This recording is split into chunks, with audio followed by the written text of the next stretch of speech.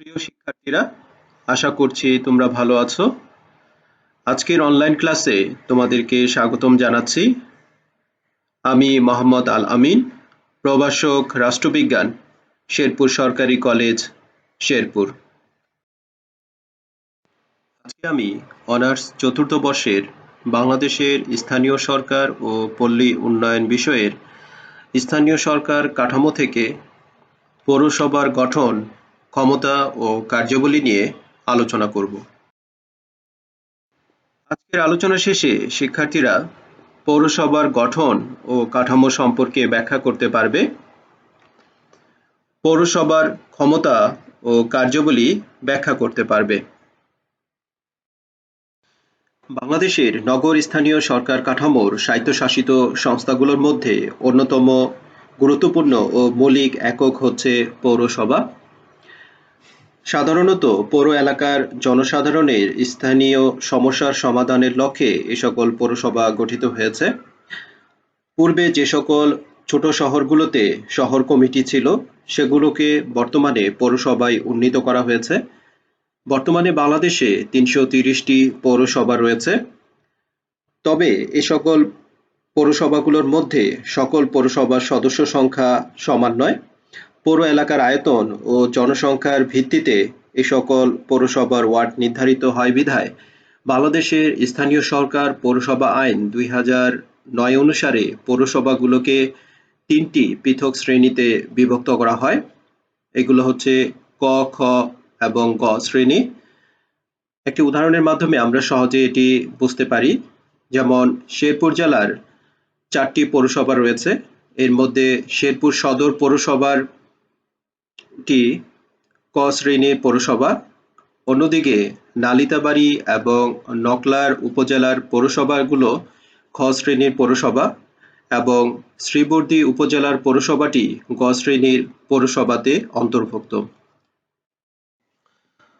কোনো শহর বা এলাকাকে পৌরসভা হিসেবে ঘোষণা করার জন্য স্থানীয় সরকার আইন পৌরসভা ২০০৯ অনুযায়ী 4টি বৈশিষ্ট্য বা যোগ্যতাকে বিবেচনায় আনা হয়। তার প্রথমটি হচ্ছে সংশ্লিষ্ট এলাকার 3/4 লোক অকৃষিজ পেশায় নিয়োজিত থাকতে হবে। দ্বিতীয় শর্ত হচ্ছে সংশ্লিষ্ট এলাকার শতকরা 33% ভূমি অকৃষিজ প্রকৃতির হবে। তৃতীয় শর্ত বা বৈশিষ্ট্যটি হচ্ছে ওই এলাকার জনসংখ্যার ঘনত্ব প্রতি বর্গ কিলোমিটারে গড়ে 1500 জনের কম হতে পারবে না। এবং 4 নম্বর যেই শর্ত বা বৈশিষ্ট্যটি রয়েছে সেটি হচ্ছে ওই এলাকার মোট জনসংখ্যা 50,000-এর কম হবে না। অর্থাৎ যে শহরগুলোর এই 4টি বৈশিষ্ট্য বা শর্ত পূরণ করে সাধারণত ওই শহর বা এলাকাকে পৌরসভা হিসেবে ঘোষণা করা হয়। এরপর আমরা পৌরসভার গঠন ও কাঠামো সম্পর্কে জানব। সাধারণত একটি ক শ্রেণীর বা পূর্ণাঙ্গ পৌরসভায় 18টি ওয়ার্ড থাকে। এই হিসেবে পৌরসভার গঠন যদি বিবেচনা করা হয় সেক্ষেত্রে 18টি ওয়ার্ডের যে কোনো ওয়ার্ড থেকে অর্থাৎ সমগ্র পৌর এলাকা থেকে পৌরসভার একজন মেয়র নির্বাচিত হবেন। প্রত্যেক ওয়ার্ড থেকে অর্থাৎ 18টি ওয়ার্ড থেকে 18 জন কাউন্সিলর নির্বাচিত হবেন। এই 18 জন কাউন্সিলর নারী বা পুরুষ যে কোনো ব্যক্তি হতে পারেন এবং প্রতি 3 ওয়ার্ড থেকে একজন করে সর্বমোট 6 জন মহিলা কাউন্সিলর সংরক্ষিত আসনে নির্বাচিত হবেন। এই হিসেবে একটি পূর্ণাঙ্গ বা ক শ্রেণীর পৌরসভায় সর্বমোট 25 জন সদস্য নিয়ে গঠিত হয় এবং এই 25 জন সদস্যের সবাই জনগণের সরাসরি ভোটে নির্বাচিত হবেন। বাংলাদেশের অন্যান্য স্থানীয় স্বায়ত্তশাসিত সংস্থাগুলোর মতো পৌরসভায় যে সকল প্রার্থীরা নির্বাচিত হন তাদেরও কিছু যোগ্যতা থাকতে হয়। তার প্রথমটি হচ্ছে বাংলাদেশের নাগরিক হতে হবে।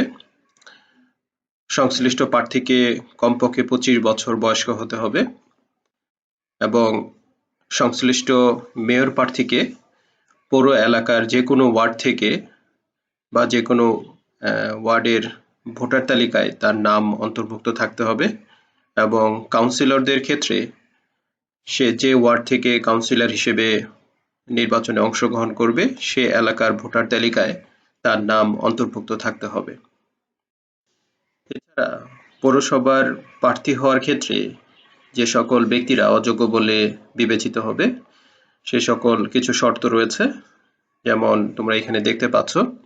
প্রথমত রয়েছে, কেউ যদি আদালত কর্তৃক অপকৃষ্ট বা পাগল বলে ঘোষিত হয় তাহলে সে ব্যক্তি পৌরসভা নির্বাচনে অযোগ্য বলে ঘোষিত হবে। এছাড়া রয়েছে, আদালত কর্তৃক কেউ দেউলিয়া হিসেবে ঘোষিত হলে সেও অযোগ্য হিসেবে বিবেচিত হবে। তৃতীয়ত রয়েছে, কোনো প্রার্থী যদি কোনো ফৌজদারি মামলায় সাজাপ্রাপ্ত হয় এবং সাজা ভোগ করার পর মুক্তি লাভের 5 বছর অতিক্রান্ত না হয় সেক্ষেত্রেও ওই সংশ্লিষ্ট ব্যক্তি পৌর নির্বাচনে প্রার্থী হিসেবে অযোগ্য বলে বিবেচিত হবে।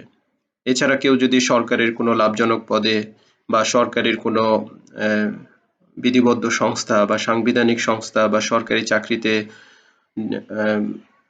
যোগদান করে থাকে বা কর্মরত থাকে সেক্ষেত্রেও সে অযোগ্য বলে বিবেচিত হবে।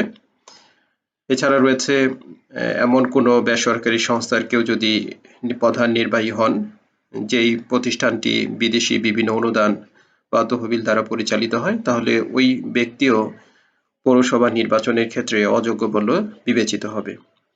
এছাড়া কারো যদি পৌরসভার কোনো আর্থিক বিষয়ে বা টেন্ডার বা এ জাতীয় কোনো বিষয়ে আর্থিক স্বার্থ বা তার পরিবারের কোনো ব্যক্তির যদি আর্থিক স্বার্থ বা আর্থিক সংশ্লেষ থাকে সেক্ষেত্রেও উক্ত ব্যক্তি পৌরসভা নির্বাচনের জন্য অযোগ্য বলে বিবেচিত হবে।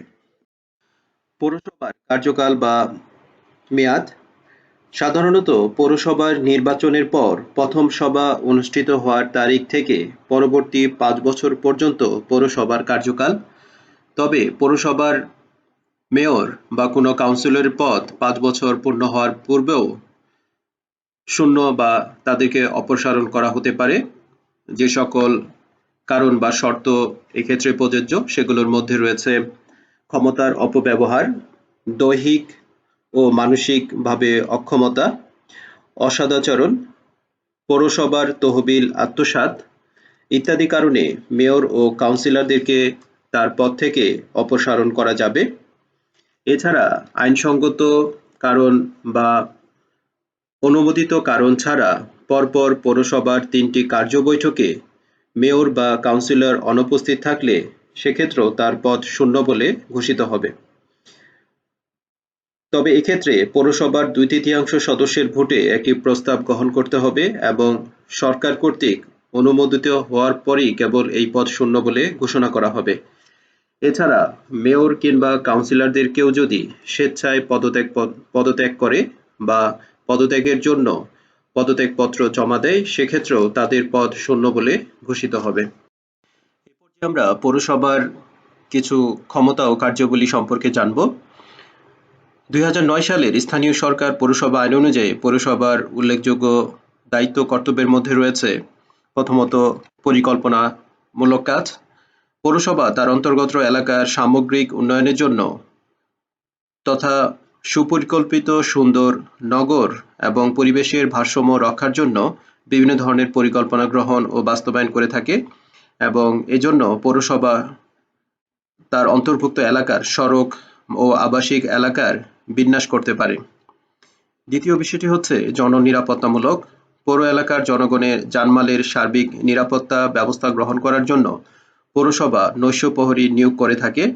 এছাড়া বিভিন্ন অপরাধমূলক ও বিপজ্জনক খেলা ও পেশাকে নিষিদ্ধ করা এবং শান্তিপূর্ণ পরিবেশ রক্ষার জন্য সন্ত্রাস দমন ও শান্তি শৃঙ্খলা ভঙ্গকারীর বিরুদ্ধে প্রয়োজনীয় ব্যবস্থা পৌরসভা কর্তৃপক্ষ গ্রহণ করে থাকে। এছাড়া পৌরসভার অন্তর্ভুক্ত এলাকায় বন্যা, মহামারী, দুর্ভিক্ষ, ঘূর্ণিঝড় বা ভূমিকম্পের মতো প্রাকৃতিক দুর্যোগ হতে জনজীবনকে রক্ষার জন্য বিভিন্ন ধরনের কর্মতৎপরতা পরিচালনা করে থাকে। পৌরসভার তৃতীয় গুরুত্বপূর্ণ কাজটি হচ্ছে জনস্বাস্থ্য সংক্রান্ত। এক্ষেত্রে পৌরসভা শহর এলাকার স্বাস্থ্য রক্ষার জন্য রাস্তাঘাট, পুকুর, নালা, আবাসিক এলাকা, বস্তি এলাকা পরিষ্কার পরিচ্ছন্নতা রাখার জন্য প্রয়োজনীয় পদক্ষেপ গ্রহণ করে। এছাড়া স্বাস্থ্যসম্মত স্যানিটেশন, ময়লা আবর্জনার জন্য ডাস্টবিন নির্মাণ এবং পরিষ্কার রাখার জন্য ব্যবস্থা গ্রহণ করে থাকে। এছাড়া জনস্বাস্থ্য রক্ষার জন্য হাসপাতাল, ডিসপেন্সারি, মাতৃ সনদ, শিশু সনদ কিংবা পরিবার পরিকল্পনা কেন্দ্র নির্মাণ ও পরিচালনার ব্যবস্থা করে থাকে। পৌরসভার পরবর্তী কাজটি হচ্ছে পৌর এলাকার জন্য বিশুদ্ধ ও সুপেয় পানি সরবরাহ ও নিষ্কাশন করা। এই লক্ষ্যে পৌর কর্তৃপক্ষ জনসাধারণের জন্য আবদ্ধ পানি নিষ্কাশন এবং পুকুর, কূপ ও নলকূপ স্থাপনের ব্যবস্থা করে থাকে।